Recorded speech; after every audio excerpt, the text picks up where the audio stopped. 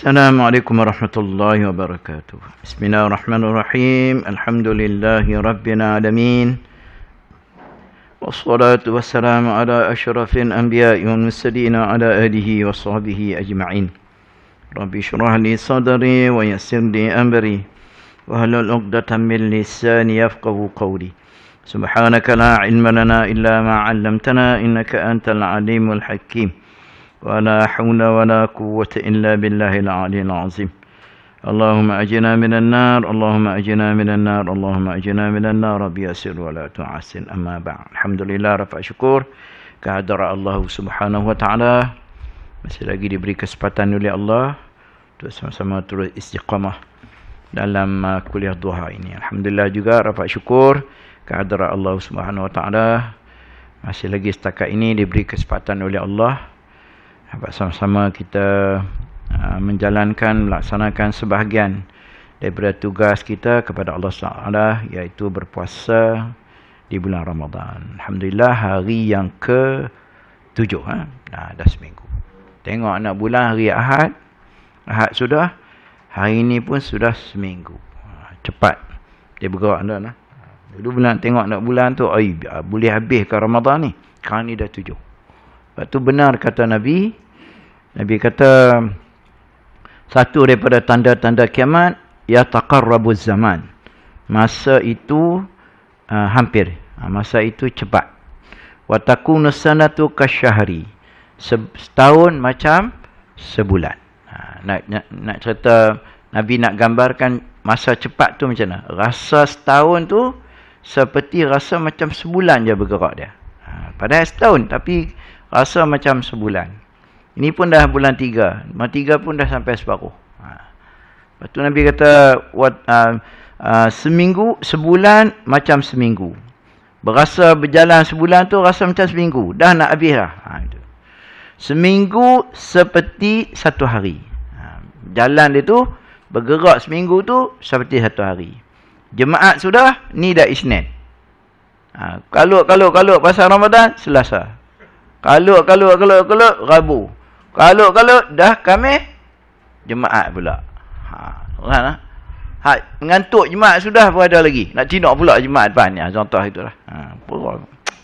Cepat. Sehari seperti 1 jam. 24 jam tu macam 1 jam. Tapi pasal Ramadan tu paling tengok, cakap pasal dah. Gitu. Dan 1 jam itu seperti percikan api. Macam kita buka lighter. Berikan dalam 1 saat. Itu sejam lah. Disebut oleh Nabi. Ulama ulas pasal apa jadi macam tu. Pasal apa jadi yang disebut oleh Nabi. Antara pendapat ulama kata keberkatan masa itu telah ditarik oleh Allah Ta'ala. Sikit. Dan sebab tu Tuhan sumpah dalam surah Al-Asr. Wal asri innal insana yafuz. Demi masa. Maksudnya, nak cerita walaupun ada ulama kata waktu asar. Tetapi banyak ulama kata wal asri ini demi masa. Nak cerita masa itu bernilai sehingga kan Allah Ta'ala bersumpah dengan menggunakan masa. Macam watin, wazaitun. Demi buah tin, demi buah zaitun. Tunjuk kata hebatnya buah zaitun. Hebatnya buah tin. Itu yang sumpah. Tidak apa-apa sumpah dengan buah tu. Tapi nak tunjuk kata inilah buah yang paling hebat. Iaitu buah tin dan buah zaitun. Apa yang disebut dalam surah At-Tin. Buah zaitun. Yang ada, dia buat olive oil. Buat minyak zaitun. Itu antara minyak yang terbaik lah. Tapi dia mahal sikit. Bukan mahal sikit. Mahal banyak. Botol kecil ni pun dekat 30-40 lah ni. Tapi orang tak bak goreng ikan. Kalau orang bak goreng ikan 3 hari melengung depan kuali tu. Dia mahal tuan. Orang buat makan apa salad-salad ke apa ke dia Yahudi suka.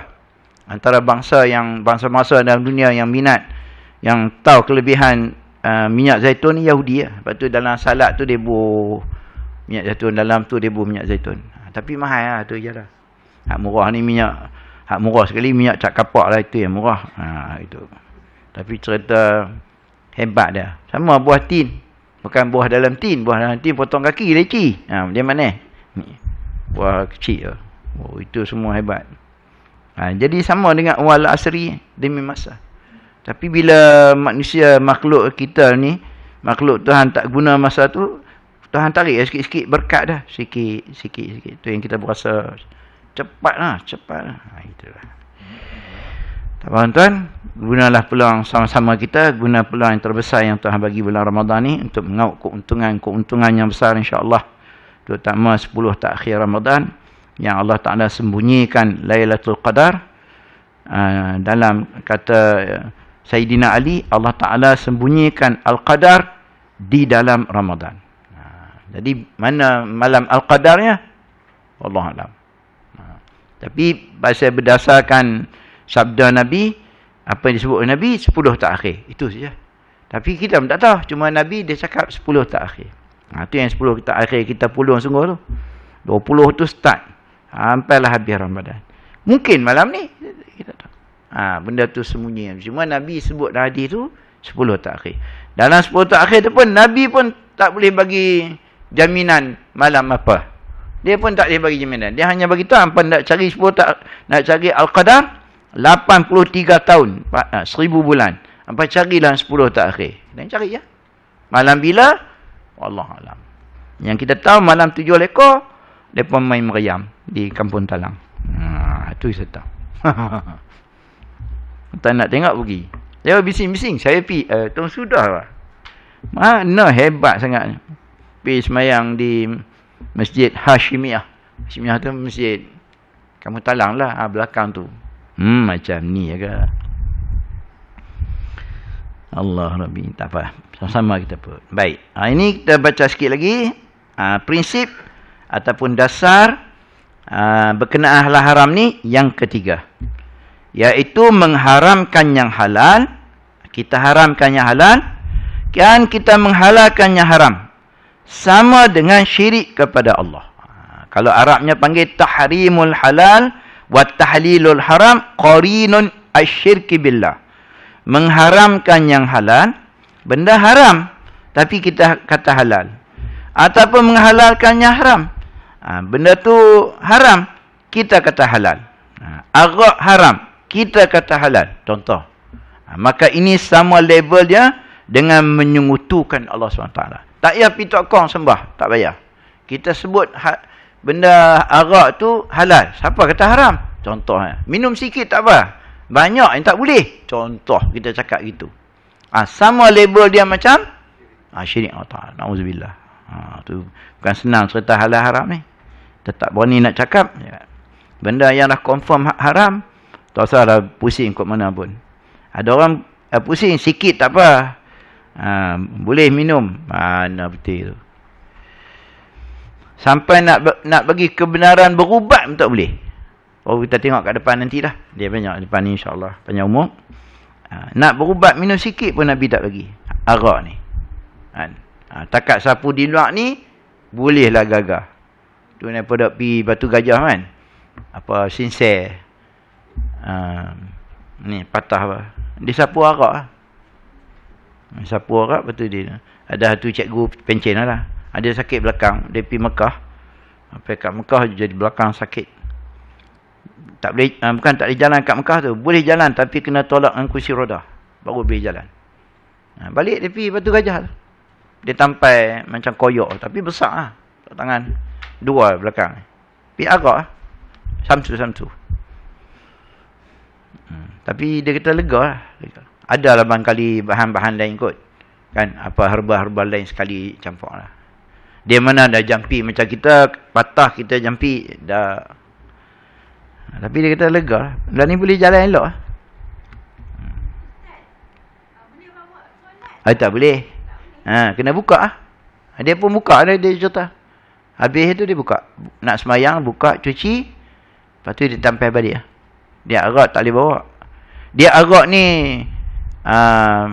Dia panggil apa. Metanol. Bukan. Dia panggil arak ni dia masuk dalam etanol. Dalam bahan-bahan etanol. Dia minum boleh. Tapi kena najis.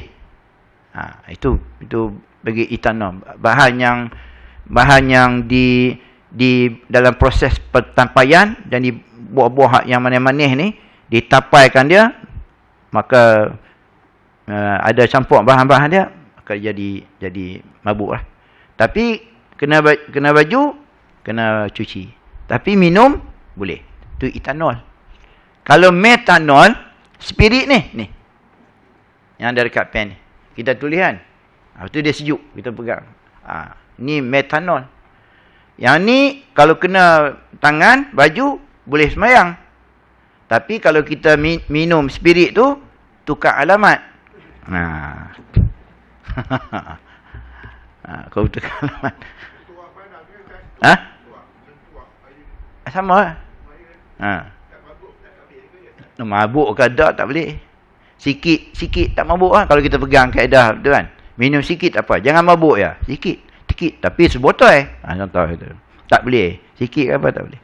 Hak ni dia yang boleh, yang dalam bentuk-bentuk alkohol ni, spirit je yang boleh kena baju. Tak payah basuh. Tapi kalau minum, batu dua meru raya lah tu. Dia spirit. Minyak wangi. Minyak wangi tu pun boleh. Kecuali hak itu ada minyak tu dia. Tapi tak ada masalah minyak wangi. Kecuali dia ada tu lah. Dia macam etanol tu lah. Baik. Tu dia buah samsu. Samsu tu macam-macam dia campur kan bagi. Tak apa. Kita pergi rawat tak apa. Nak merawat tak boleh lah. Tapi bila nak sembahyang kena buka. Basuh semua. Lepas tu lepas sembahyang ikat balik. Baik. Apa nak sebut oleh pengarang kitab ni, Dr. Almarhum Qardawi ni, tentang mengharamkan yang halal dan menghalalkan haram itu sama level dia dengan syirik kepada Allah Ta'ala. Baik. Dan sekiranya Islam telah mengecam ke atas orang-orang yang mengharamkan dan menghalalkan keseluruhannya, ada golongan manusia semua haram, ada golongan manusia semua halal. Ada macam tu. Namun ianya telah mengkhususkan orang-orang yang suka mengharamkan itu dengan kecaman yang lebih kuat dan lebih berat. Memandangkan apa yang terdapat pada tujuan seperti ini, adanya kongkongan terhadap orang ramai dan menyempitkan terhadap apa yang diluaskan oleh Allah SWT kepada mereka tanpa ada sebab yang memaksakan. Padahal cerita hukum Allah Ta'ala segi makan minum sebagai halal haram ni, adalah tempat yang Tuhan haram, ada tempat Tuhan halalkan. Tapi manusia menjadikan satu kepayahan, benda yang halal-halal menjadi haram. Jadi payahlah. Dia sempitkan yang Tuhan luaskan tentang halal haram ni. Ini kerana hal tersebut hanya memenuhi kehendak sebahagian agama yang keterlaluan sahaja. Macam ajaran Hindu. Dia tak makan lembu. Jadi dia kecil benda gitu. Nanti kat depan dia ada ulas lah. Dia tak makan lembu. Orang-orang Brahma, Hindu Brahma, dia tak makan binatang sembelihan. Dia kata kejam. Makan binatang sembelihan. Lembu ke apa. Tak makan. Bagi kita, benda tu Tuhan jadikan binatang atas dunia ni. Takkan nak biar dia sampai tua.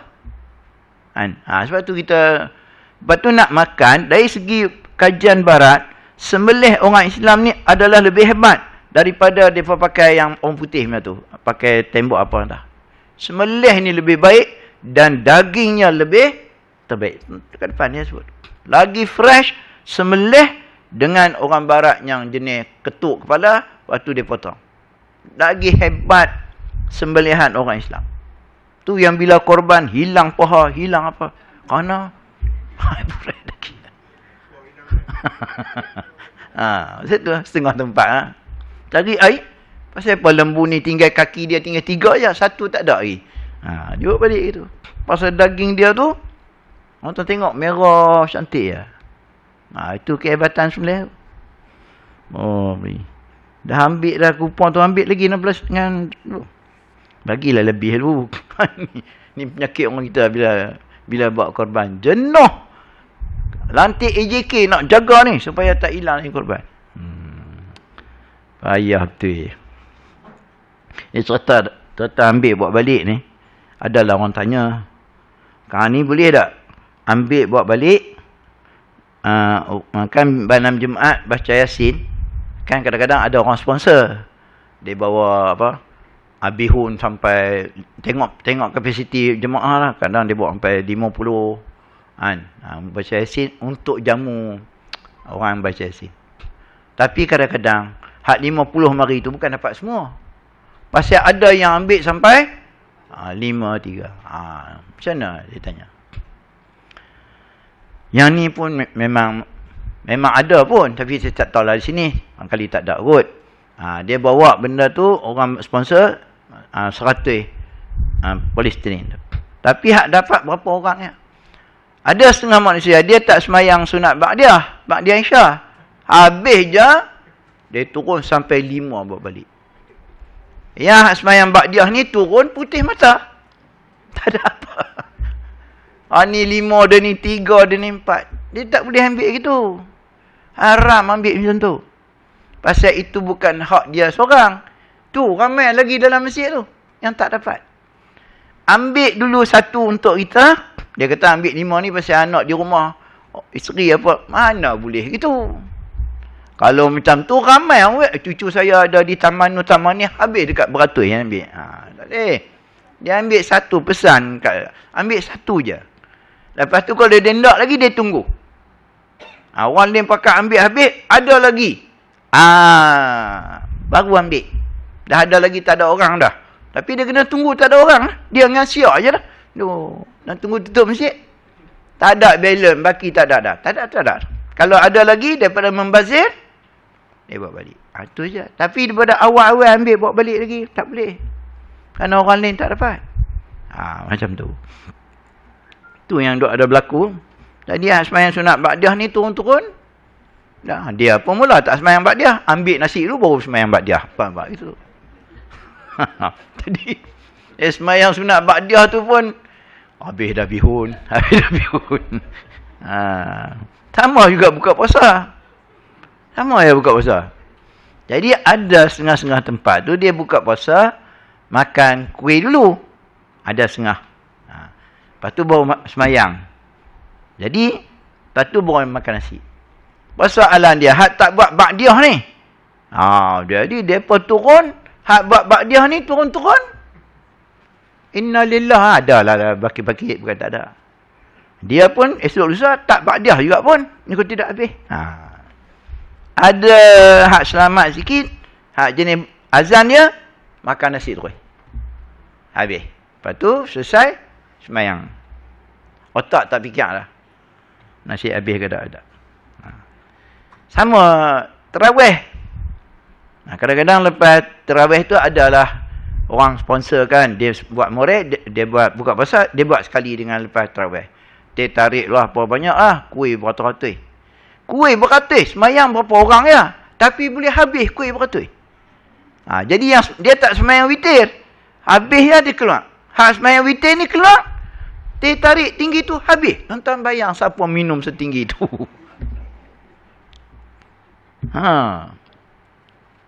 Macam mana manusia? Okay? Tu yang jadi masalah. Lepas tu bagi habis. Ada juga tanya sekarang ni buka puasa. Lepas buka puasa ada lebih-lebih nasi apa semua kan. Kita boleh ambil balik dah Ustaz. Biasa. Ini dia situasi dia berbeza hak tadi.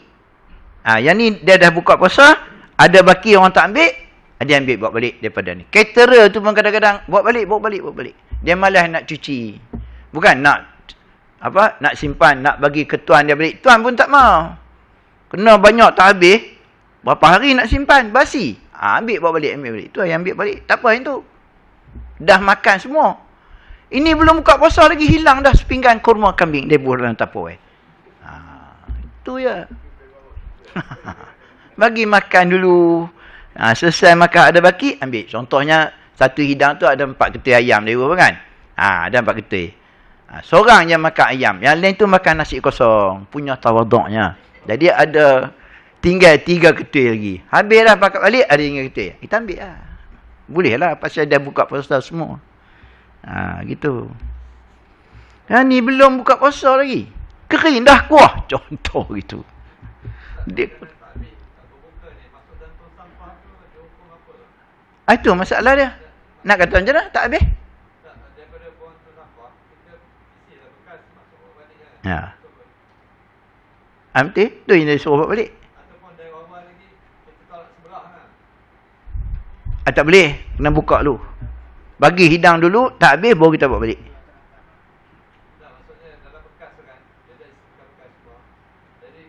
Bekas yang kita bawa kan, bekas pinggan. Hidangan.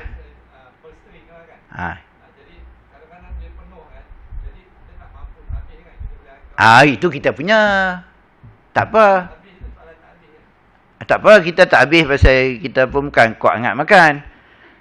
Tak banyak. Selalu 2 polistrin, hari tu 1 ya. Tu 1 pun tak habis. Tak apa, buat balik. Buang kata macam mana? Dah caterer tu pun kalau buang polistrin, dia bukan tahu orang ni makan. Ni. Kalau kita pergi kenduri, kita tahu. Saya jangan banyak sangat. Jadi kalau caterer yang jenis pakai bungkus, dia tak tahu jumlah banyak mana. Kalau yang jenis hidang, buka puasa jenis hidang, tak apa, dia bubuh nasi itu, kita pandai lah bubuh. Hak salahnya, kita tahu tak boleh makan, kita bubuh banyak, tamak. Lepas tu tak habis. Yang ni tak boleh buat apa dah, dia memang bubuh penuh. Dia bubuh penuh nasi dan kan. Lepas tu kita bukan kuat makan sangat. Jadi tak habis, cakapnya lah. Buang lah. Itu masalah dia. Jadi kalau hidang ni, senang kita boleh agak berapa yang kita boleh makan. Ambil banyak macam nak habis. Tengok tak habis. Lepas tu kita tinggal. Tu dosa. Pasal kita tahu tak boleh. Ambil sikit dulu. Minta maaf kenduri. Saya pergi dulu. Ada sekali dulu. Makcik tu saya ingat dekat 60 lebih lah. Dia ambil nasi. Nasi minyak. Dia duduk depan saya. Cedok. Masa tu tak ada caterer yang bubuh. Lah ni ada caterer yang budak-budak kerja tu dia bubuh. Dia takut membazir. Saya pergi tu tak ada. Dia ambil ayam. Saya ingat 2 ketui ayam goreng. Lepas tu daging masak hitam tu 3 ke 4 ketui. Kata makcik ni habis ke orang ni. Tak apa lah. Cedok duduk sini. Dia pergi ke mana entah. Saya dia patah balik. Mungkin tempat tu penuh kot. Tempat saya dah 023 lagi. Dia duduk depan tu. Makan tu. Saya pun duduk tengok dia makan. Nak tengok habis ke tak? Itu je. Tak habis. Tinggal. Ayam dia ambil seketui tinggal. Ada seketui setengah kot makan. Tak lebih. Daging masak hitam tu apa ya tinggal sikit. Dia pun bangkit. Apa kan?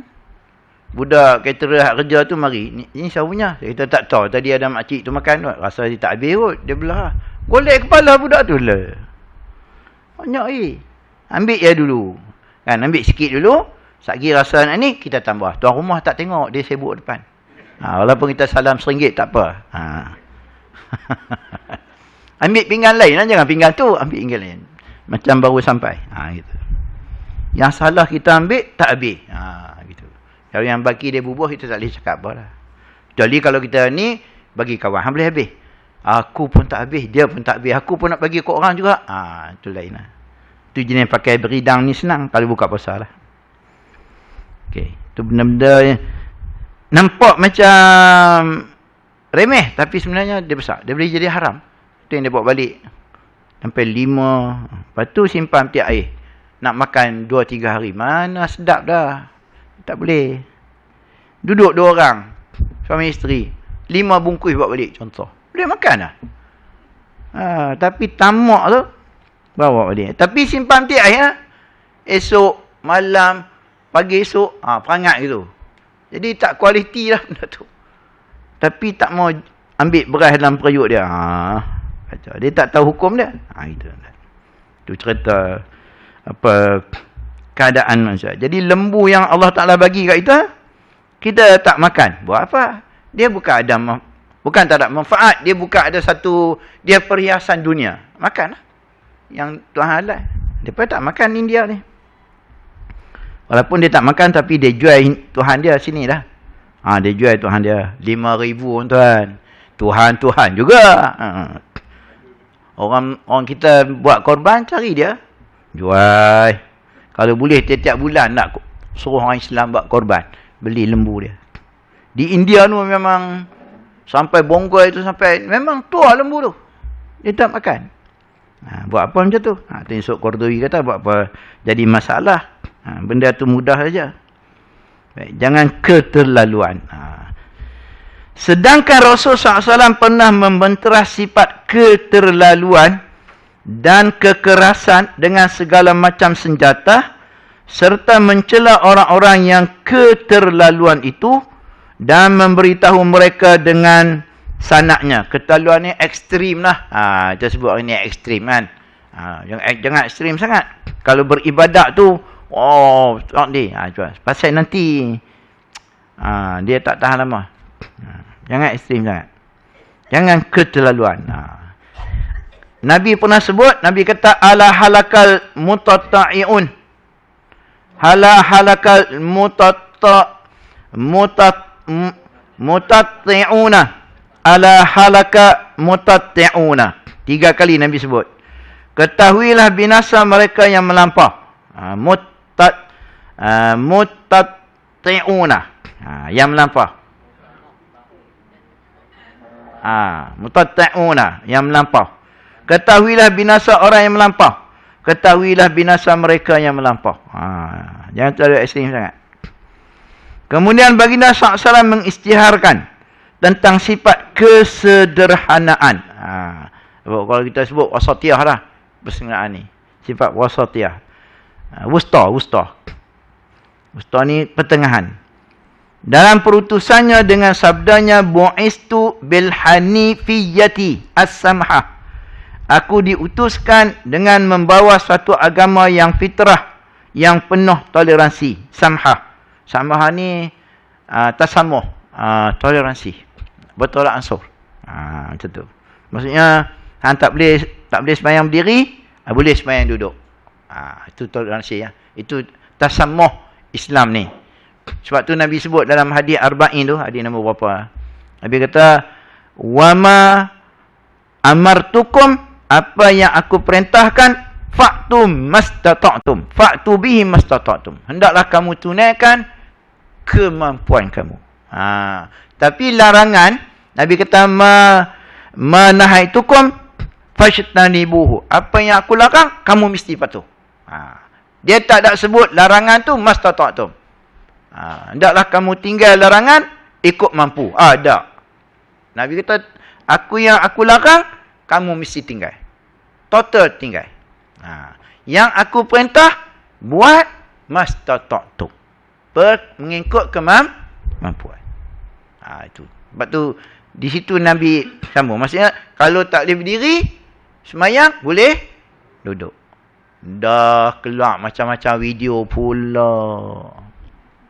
Tengok video.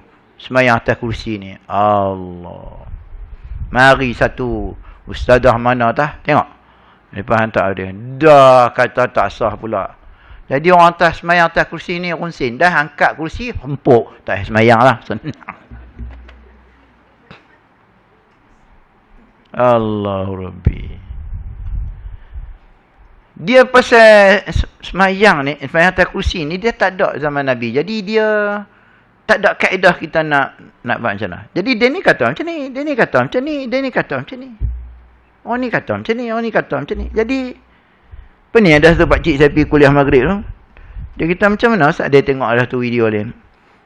Dia kata macam mana Ustaz ni semayang atas kursi. Ada, saya tengok video ni, kata macam ni. Jadi tak betul macam saya semayang ni. Saya kata macam ni lah Tuan Haji. Tuan Haji belajar kat Ustaz, dia kata macam mana. Ustaz kat surau, dia kata macam ni lah. Ikut je lah. InsyaAllah betul tu. Kalau Tuan Haji tengok video ni, ikut video ni. 2-3 hari keluar video ni.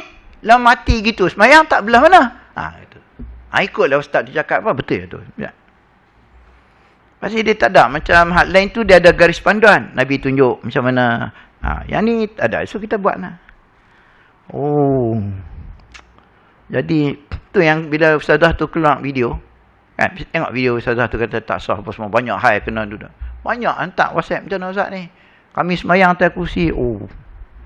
Tak kata puan buatlah macam mana. Biasa duduk. Ustaz ngajak macam mana. Macam ni. Buatlah. Sujud atas angin.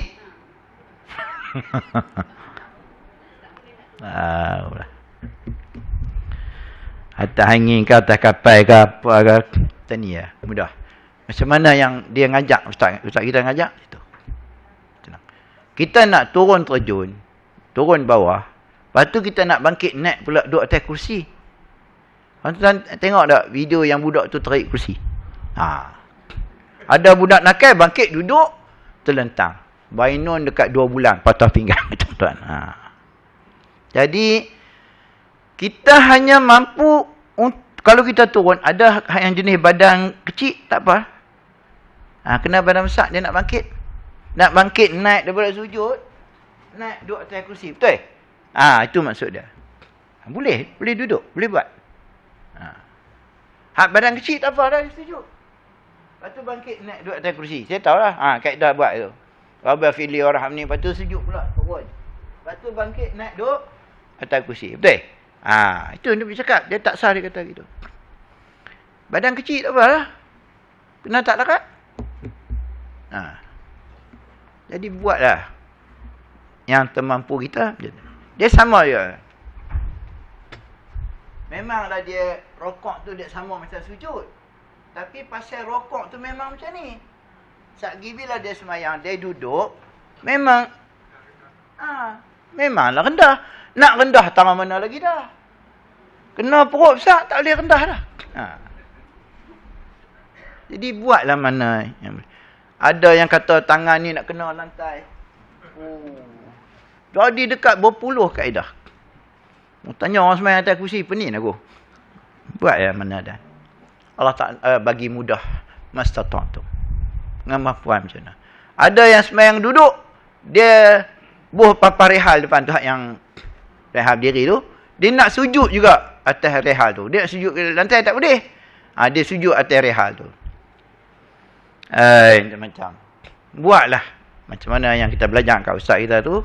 Buatlah insyaAllah. Mudah-mudahan diberi pahala oleh Allah Taala insya-Allah. Jadi payah. Kalau katakan tak ada kursi tu macam mana dia sembahyang kemampuan? Duduk. Dia macam ni. Ada macam ni. Dia ada orang yang dia berdiri boleh. Tapi dia tak ada masalah. Okey. Cuma dia berdiri tak boleh. Dia berasa goyang. Dia boleh sembahyang. Dia berdiri tak boleh. Okey. Nak duduk tak boleh. Pasal dia boleh berdiri. Jadi macam mana nak buat? Itu je. Baca lah 4 juzuk pun. Jadi dia. Atas dia dah. Itu. Selagi ada boleh berdiri. Tapi kalau berdiri sandak dinding pun dia berasa dinding nak rebah. Baru dia. Tu pun berdiri lagi. Takbir baru duduk. Tu pun nak kena tengok kaedah dia berdiri macam mana. Kita pernah jumpa dia baris dekat yang kasum kedai ganja. Boleh baris. Nak semayang rasa pening. Tak boleh itu. Contoh itulah. Dia baris wanggil sejam boleh. Nak berdiri aku rasa pening. Tak boleh itu. Jadi tak boleh juga duduk atas kursi ni pun dia berasa pening. Baru duduk bawah. Itu ambil buah. Dia banyak orang kita ni sakit lutut. Tak ada yang kata tak boleh berdiri pening. Tak ada. Banyak sakit lutut lah. Tak apalah buat. Macam mana yang kita boleh buat. Tu saja. Very simple. Sakit lutut ni tak boleh buat apa lah. Macam tu lah Tuhan tarik sikit-sikit. Satu permata yang Tuhan tarik dalam tubuh anak Adam ni. Itulah dia. Tarik sikit. Ni semua permata ni. Kan? Semua benda bernilai dalam tubuh kita ni. Ada sampai masa Tuhan dia tarik. Kadang-kadang muda lagi Tuhan tarik dah. Kita tak tahu lah. Sebab tu dia suruh kita buat amalan, guna semua anggota kita ni. Untuk apa? Menghargai permata yang Tuhan bagi. Nanti bila Tuhan tarik sikit dah tak boleh. Nak berjalan main surau pun tak boleh dah. Jadi apa benda yang boleh kita buat yang tidak membebankan, menyusahkan kita buat ya insya-Allah. Mudah-mudahan Tuhan terima. Jangan jadi jangan apa? Jangan jadi kita tak boleh.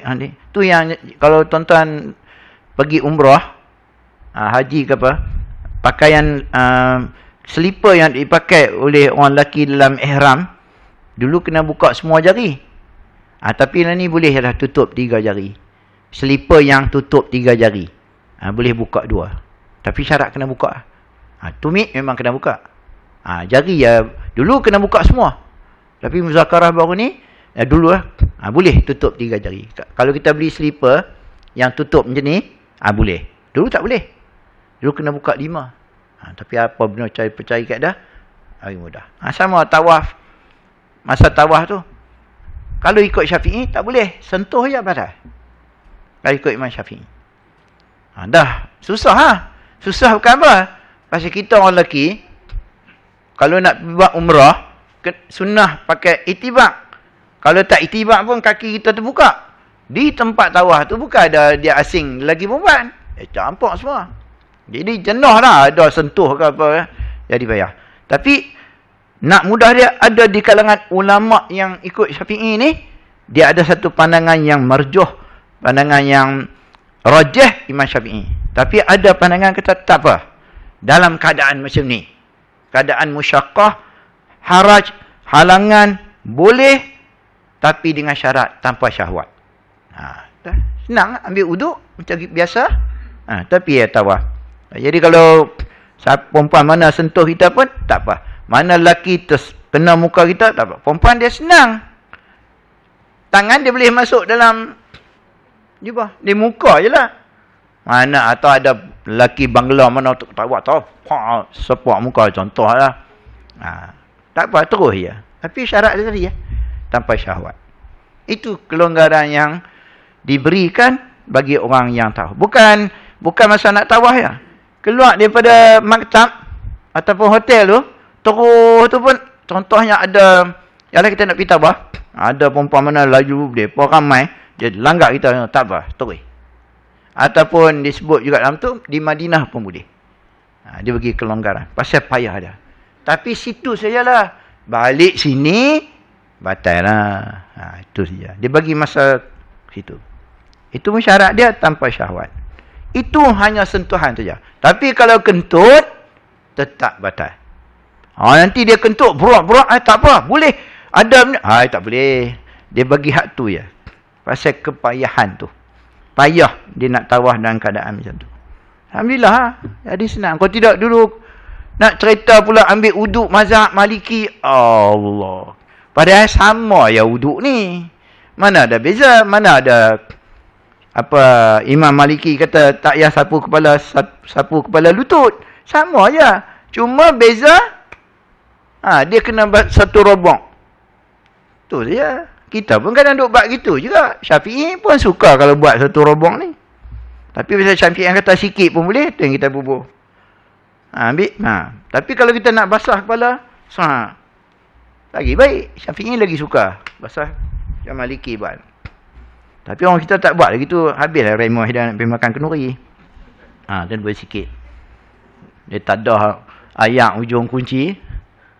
Macam ada ayak. Tak mau bergerak remoh tu.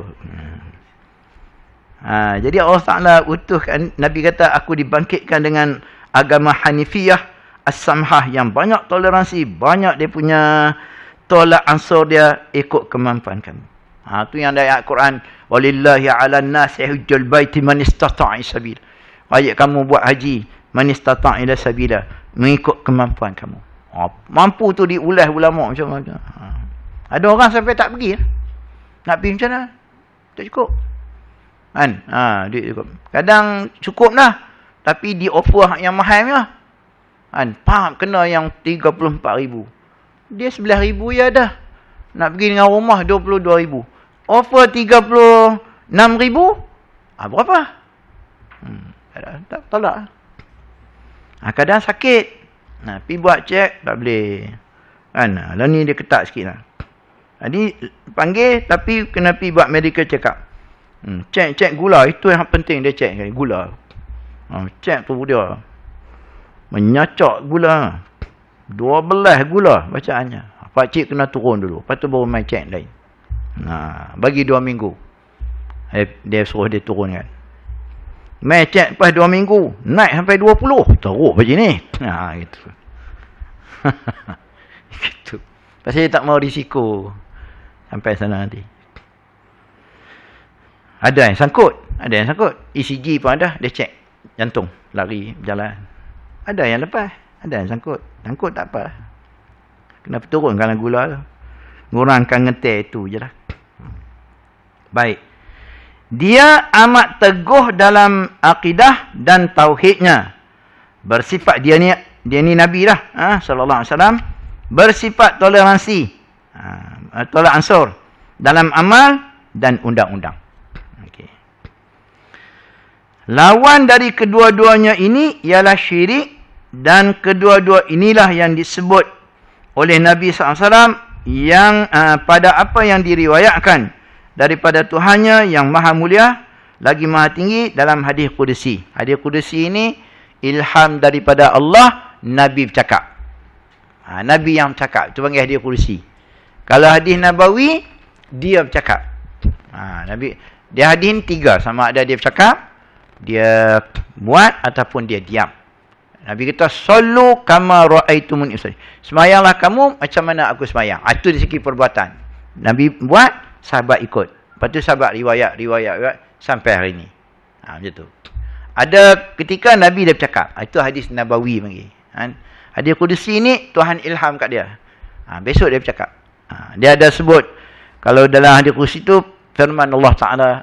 Dia sebut. Itu beza dia. Hadis Qudsi kan. Hadis Qudsi ni pun banyak. Ingat ratus juga. Ada satu buku. Himpunan hadis-hadis Qudsi. Karangan Ismail daripada orang Singapura tu. Seorang tokoh agama Singapura. Dia ada himpun hadis-hadis Qudsi. Hadis-hadis yang Tuhan ilham kat dia, Nabi bercakap. Baik. Nabi kata, inni khalaqtu ibadi. Kata Tuhan. Inni khalaqtu ibadi hunafa'ah. Wa innahum atas'umus syayatin. Fajna latahum. An dinihim. Wa harramat alaihim ma ahlaltu lahum wa amaratuhum an yushriku bi ma lam anazzil bihi sultana. Aku, yakni kata Allah Ta'ala, Nabi bercakap. Allah Ta'ala ilham kat dia, dia bercakap. Dia kata aku ni Allah. Telah menciptakan hamba-hambaku. Dia buat kita ni dalam keadaan bersikap lembut dan sesungguhnya mereka telah didatangi oleh syaitan-syaitan. Syaitan mari, asud. Lalu menyesatkan hamba aku ni yang aku jadikan daripada agama mereka dan mengharamkan ke atas mereka apa yang aku halalkan bagi mereka serta menyuruh mereka supaya menyekutukan aku dengan sesuatu yang aku tidak turunkan sebarang keterangan padanya. Hamba aku ni, Tuhan ilham pada Nabi bercakap, aku jadikan hamba aku ni lembut kita ni. Tapi oleh kerana kalah kita dengan syaitan yang menyesatkan kita, maka kita mengharamkan benda yang Allah Ta'ala haram. Agak tak boleh, manusia berkata boleh, janji minum sikit. Allah, contohan. Judi haram, tapi tak apa, main sikit boleh, contoh. Padahal tak boleh. Tu yang Tuhan katakan Nabi gitu. Dipengaruhi oleh syaitan, cakap itu. Dulu pernah timbul kontroversi. Boleh melacur diri, boleh kerja pelacur. Dulu sekali timbul. Hancur macam tu. Orang Barat dia cerita lain. Orang Barat ni kalau pelacur ni memang ada jawatan dia. Kalau kita baca depan ni kot. Memang ada dia punya macam penjawat awam tu. Dia ada grade dia. Di Barat, di Amerika dan sebagainya. Dia pun ni tak sabar peduli. Dia pun ni tak ada tamadun. Kan? Pencen apa makcik? Pencen pelacur. Berapa tahun kerja? Dekat 30.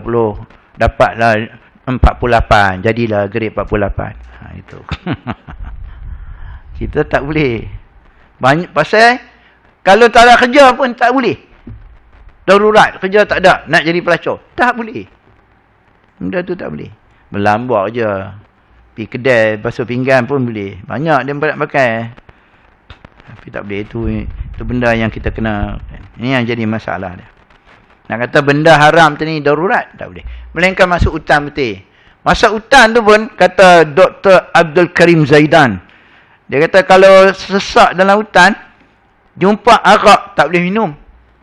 Pasal dia kata arak ni bukan menghilangkan dahaga. Arak ni dia lagi mendahagakan.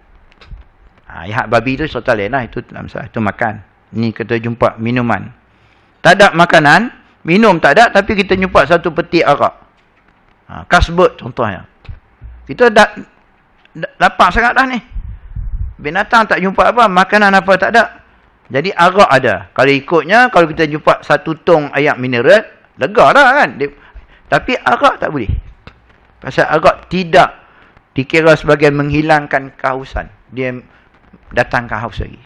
Itu pandangan dia lah. Okey. Mabuk pula tu. Minum sebotol, cari jalan lagi tak jumpa. Makin jauh masuk gua mana. Itu keadaan dia. Nak sampai tahap. Kalau tuan baca kitab Al-Wafi, dia sampai satu tahap darurat ni sampai dah tak ada benda lah. Kan? Baik. Justru mengharamkan yang halal itu adalah suatu perbuatan yang boleh disamakan dengan syirik sekutu. Al-Quranul Karim memberi ancaman kepada kaum Arab yang musyrik dengan kerja-kerja syirik dan penyembahan mereka terhadap patung-patung berhala.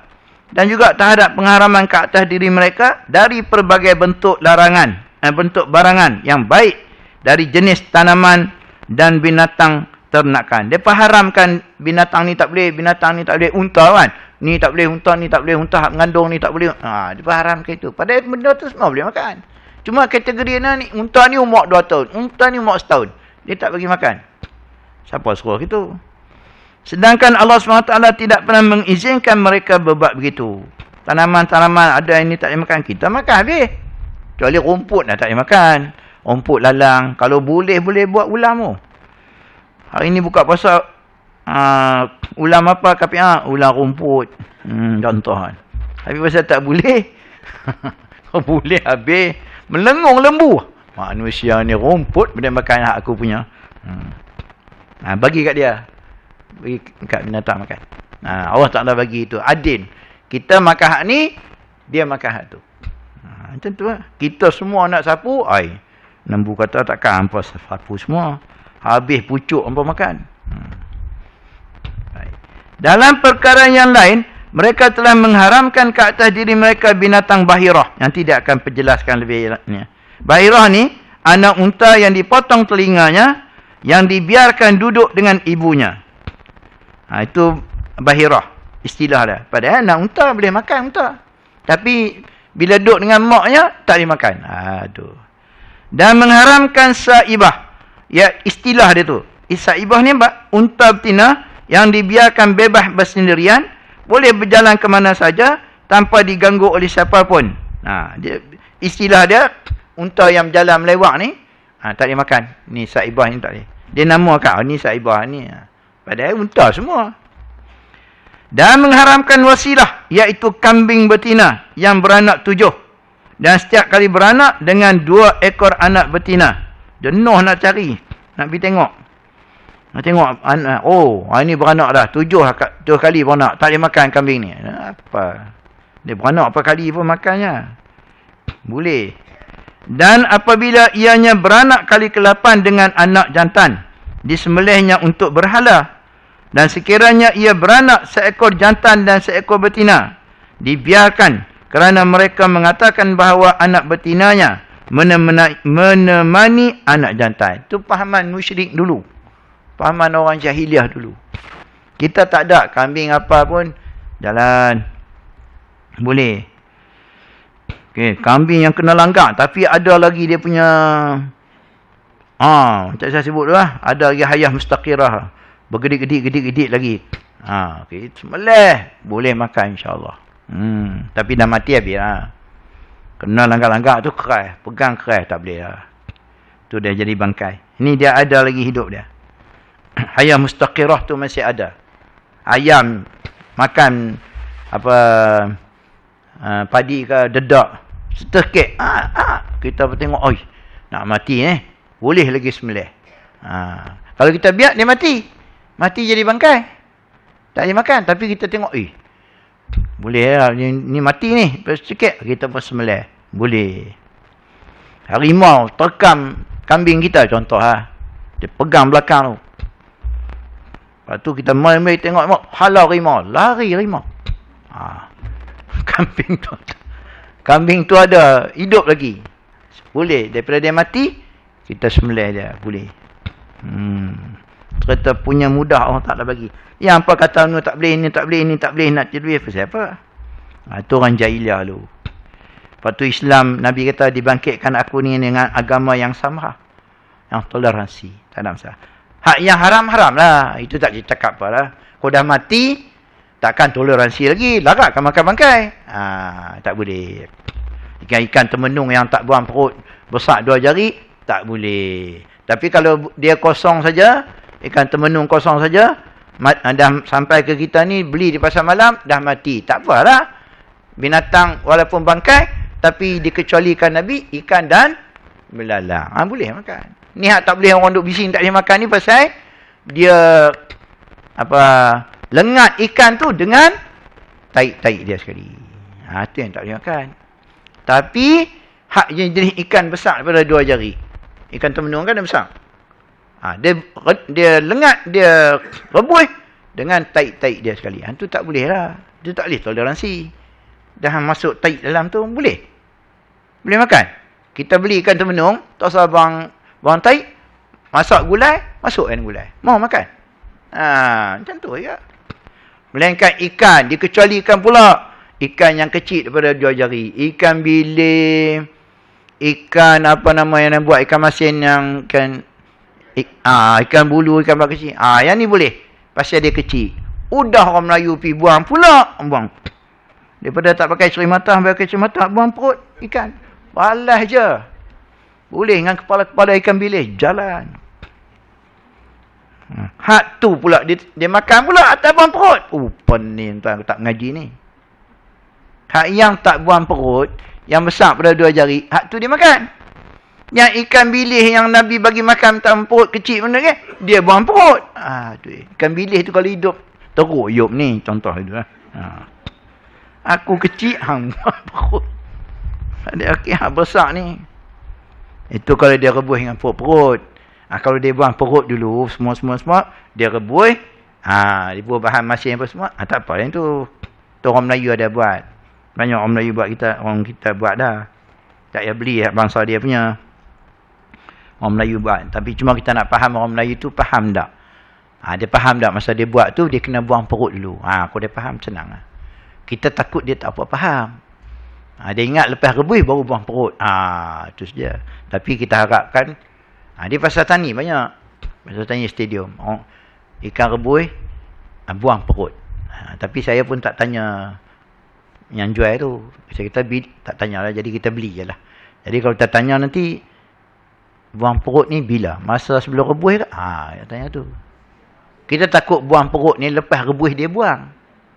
Tak mau lepas rebus dia buang. Pasal benda tu dah serat masuk. Dia kena buang dulu, cuci elok, baru dia perak dengan bahan-bahan tu. Gitu. Tapi saya pun tak tanyalah, beli je lah. Dia tanya, cakap banyak, beli tak, sembang je. Punggai dengan ikan tu jenuh. Dia sama Sakotiau dekat Sungai Dua. Sungai Dua tu kat Palai Batas tu. Dia buat gitu lah. Sakotiau. Telok basuh. Tulis. Cuma saya pun tak tanya dia. Habis sedap lah, okey lah. Bukan okey memang sedap lah. Cuma tak tanya, telok siapa basuh? Yuk punya ke atau ayam? Tu je. Kalau yuk punya tak guna. Kalau yuk punya tak guna. Lepas tu, dia tukar pula. Telur ayam basuh. Gitu. Dia pakai tu, dapur arang. Bukan dia pakai dapur gas. Dapur arang yang mak kita pakai dulu. Yang buka, masuk arang dalam kan. Lepas tu dia tutup. Dia pakai tu, ada 5 ke 6. Tu ya. Tapi ciput. 3 kali suap selesai. Allah Rabbi. Mai punya jauh 3 kali suap. Okey, tak apalah kata macam mana. Special lain lah. Dengan udang apa itu. Sampai 7-8 ringgit. Baik. Lalu mereka tidak menyembelihnya. Dan mengharamkan ham. Ham ialah unta jantan. Ham adalah unta jantan dijadikan bakar. Ni pun dia tak makan. Yang disediakan untuk dikacuk dengan yang betinanya. Dan setelah tidak diperlukan lagi dibiarkan untuk berhala. Dan tidak diperlukan untuk memikul barang-barang pula. Dia bagi ke berhala ya. Dia duduk di tokong ya. Jadi bawa barang tak boleh, apa tak boleh. Ni ham ni. Ham ni unta jantan dijadikan bakar. Habis aduk dekat berhala tu. Apa berhala tu boleh buat? Dia pun tak buat apa. Tapi itulah orang panggil jahiliah. Al-Quranul Karim mengingkari pengharaman ini terhadap mereka dan tidak membiarkan mereka menjadikannya sebagai suatu keuzuran. Kerana menurut upacara datuk nenek mereka dalam kesesatan. Tuhan pun turunlah ayat. Ma ja'alallahu min bahiratin wala sa'ibatin wala wasilatin wala hamin walakinnal ladhina kafaru yaftaruna 'alallahi al-kadhiba wa aksaruhum la ya'qilun. Okey, ada sambung lagi lah. Allah SWT tidak sekali-kali mensyariatkan bahirah, juga saibah, hak tadi istilah-istilah, juga wasilah dan juga ham. Akan tetapi orang-orang kafir itu sentiasa mengada-ngadakan perkara dusta terhadap Allah Ta'ala. Saja buat. Pada itu tak ada haram pun. Dan kebanyakan mereka tidak menggunakan akal fikirannya. Tak pakai otak, Tuhan bagi. Dan apabila dikatakan kepada mereka, marilah menurut apa yang telah diturunkan oleh Allah SWT, ini Al-Quran lah, dan kepada Rasulnya yang menyampaikannya, mereka jawab, mereka akan menurut juga, sekalipun datuk nenek mereka tidak mengetahui apa-apa dan tidak pula mendapat hidayah petunjuk.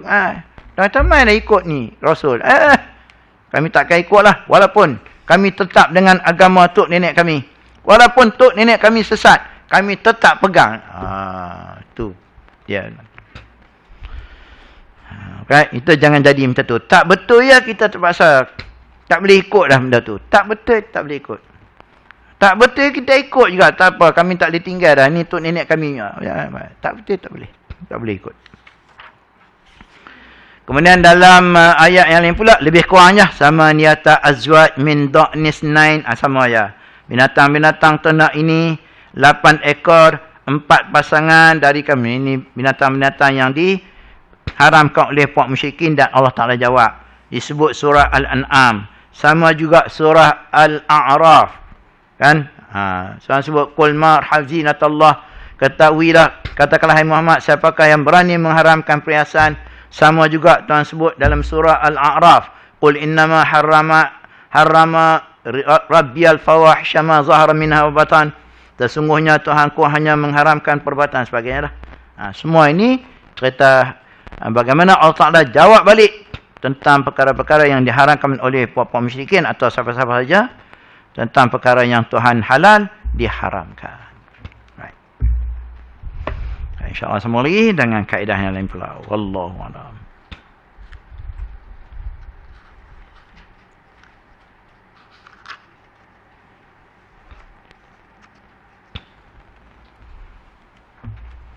أعوذ بالله من الشيطان الرجيم بسم الله الرحمن الرحيم الحمد لله رب العالمين والصلاة والسلام على أشرف الأنبياء والمرسلين وعلى آله وصحبه أجمعين ربنا زدنا علما ورزقنا فهما اللهم افتح علينا حكمتك وانشر علينا من خزائن رحمتك يا أرحم الراحمين اللهم فقهنا في الدين وعلمنا التأويل اللهم علمنا ما ينفعنا وانفعنا بما علمتنا وزدنا علما ربنا آتنا في الدنيا حسنة وفي الآخرة حسنة وقنا عذاب النار صلى الله وسلم عليه والحمد لله رب العالمين.